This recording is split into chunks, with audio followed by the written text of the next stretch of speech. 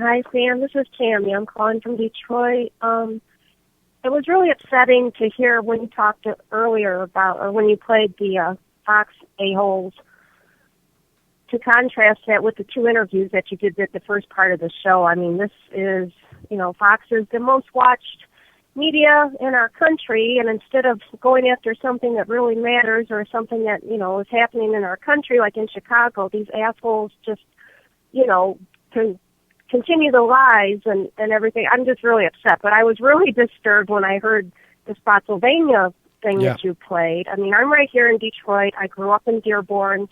I don't know if people realize, but we have the largest Muslim and Middle Eastern population in the Western Hemisphere, outside of the Middle East here. The largest mosque in North America is on Ford Road. You can see the Ford Motor Company world headquarters from it. If these people were all terrorists and so horrible, don't you think they would have done something in the last, 40 years or so that mosque has been there and people go and pray at 5 times a day? It's so disturbing to me. I live with these people. I work with them. I go to their shops. I mean, they've made the biggest impact and improved areas of Detroit that were totally abandoned. I mean, there weren't lights. These people have brought life to this country. We were going to have 41 Syrian refugee families come and live in Southwest Detroit here, near my route at the post office here.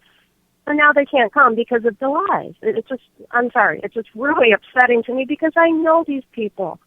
I'm not Pollyanna. I know there are bad people out there, but I'm much more worried when I carry the route every day about the, skinny white kid who can't get laid who's walking down the street than anybody with brown skin. That's it. I'm done preaching. I'm sorry, but this whole thing is really upsetting to somebody who lives among people and who has my whole life.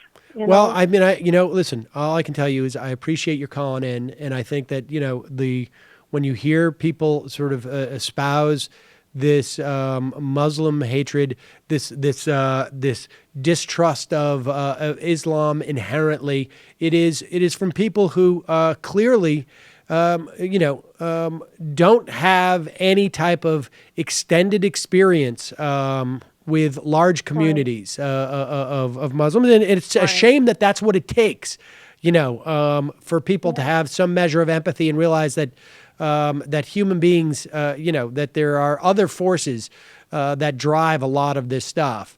But I appreciate you calling in, and I share your anger, and all I can tell you is that from the perspective of some of these intellectuals who'd push this type of bigotry, they would just simply say, you don't understand because you don't understand philosophy or whatnot, or nuance. So, but I appreciate the call. Thanks so much for calling in.